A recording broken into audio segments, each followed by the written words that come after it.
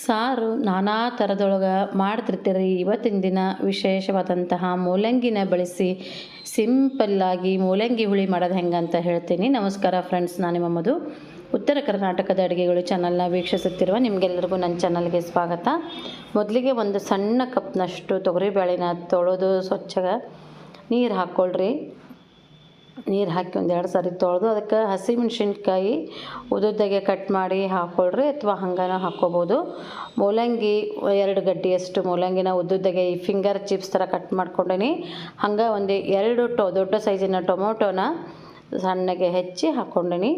ಮೇಲೆ ಒಂದು ಚೂರು ಎಣ್ಣೆ ಹಾಕಿ ಇದನ್ನ ಕುಕ್ಕರ್ನಾಗ ಒಂದು 3-4 ಸಿಟಿ ಕೂಗಿಸ್ಕೊಳ್ರಿ.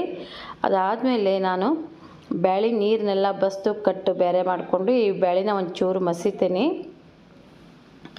ಈಗ ಒಗ್ಗರಣೆ ಹಾಕ್ಕೊಳ್ಳೋಣ. ಒಂದು 2 ಚಮಚದಷ್ಟು ಎಣ್ಣೆ ಕಾಯಕ್ಕಿಟ್ಟು ಜೀರಿಗೆ ಸಾಸಿವೆ ಹಾಕ್ಕೊಳ್ರಿ.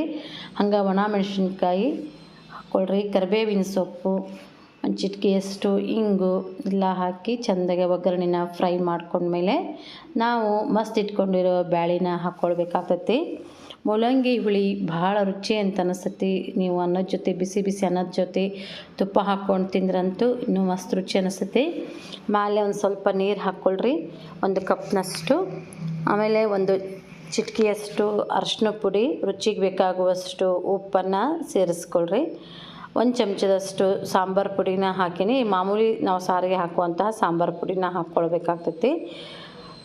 ಇದಕ್ಕೆ ನಾನು ಹುಳಿನ ಏನೂ ಹಾಕಿಲ್ಲ, ಯಾಕಂತಂದ್ರೆ ಜವಾರಿ ಟೊಮೊಟೊನ ತೊಗೊಂಡ್ರಿಂದ ಅದು ಭಾಳ ಹುಳಿ ಇರ್ತೈತಿ, ಹೀಗಾಗಿ ನಾನು ಹುಳಿ ಹಾಕಿಲ್ಲ. ಆಮೇಲೆ ಮೇಲೆ ಒಂದು ಸ್ವಲ್ಪ ಕೊತ್ತಂಬರಿ ಸೊಪ್ಪನ್ನ ಹಾಕ್ಕೊಳ್ರಿ. ಈಗ ರುಚಿಯಾದಂತಹ ಮೂಲಂಗಿ ಹುಳಿ ರೆಡಿ ಆಯ್ತು. ಇನ್ನೊಂದು ಸ್ವಲ್ಪ ನೀರು ಬೇಕಿದ್ರೂ ಸೇರಿಸ್ಕೋಬೋದು, ಇಲ್ಲಾಂದ್ರೆ ಸ್ವಲ್ಪ ಗಟ್ಟಿ ಇದ್ರಂತೂ ಇನ್ನು ರುಚಿನ ಅಂತ ಅನಿಸುತ್ತೆ. ಬಿಸಿ ಬಿಸಿ ಅನ್ನದ ಜೊತೆ ತುಪ್ಪ ಹಾಕ್ಕೊಂಡು ತಿಂದ್ರೆ ಮಸ್ತ್ ರುಚಿ ಅನಿಸುತ್ತೆ. ಕೊನೆಯದಾಗಿ ನಾನು ಸ್ಟವ್ ಆಫ್ ಮಾಡಿದ ಮೇಲೆ ಒಂದು ಸ್ವಲ್ಪ ಲಿಂಬೆಹಣ್ಣು ರಸನ ಹಿಂಡ್ಕೊಳ್ತೀನಿ. ಮೊದಲು ಹಿಂಡಿದ್ರೆ ಹುಳಿ ಕಹಿ ಅಂತ ಅನಿಸುತ್ತೆ, ಅದಕ್ಕೆ ಕೆಳಗಿಳಿಸಿದ ಮೇಲೆ ಒಂದು ಅರ್ಧ ಲಿಂಬೆಹಣ್ಣನ್ನು ಹಿಂಡ್ಕೊಂಡು ಬಿಸಿ ಬಿಸಿ ಅನ್ನೋ ಜೊತೆ ಸರ್ವ್ ಮಾಡಿದ್ರಂತೂ ಘಮ ಘಮ ಅನ್ನುವಂತಹ ಮೂಲಂಗಿ ಹುಳಿ ರೆಡಿ ಆಗ್ತೈತೆ ನೋಡ್ರಿ. ನೀವು ಮನೆಯೊಳಗೆ ಟ್ರೈ ಮಾಡಿರಿ, ಹೆಂಗಿತ್ತು ಅಂತ ನನಗೆ ಕಾಮೆಂಟ್ನಾಗ ತಿಳಿಸ್ರಿ. ಫಸ್ಟ್ ಟೈಮ್ ನಮ್ಮ ವಿಡಿಯೋ ನೋಡೋರು ಪ್ಲೀಸ್ ನನ್ನ ಚಾನಲ್ನ ಸಬ್ಸ್ಕ್ರೈಬ್ ಮಾಡಿಕೊಂಡು ವಿಡಿಯೋನ ನೋಡಿರಿ. ವಿಡಿಯೋ ನೋಡಿದ ಎಲ್ಲರಿಗೂ ನಮಸ್ಕಾರ, ಧನ್ಯವಾದಗಳು.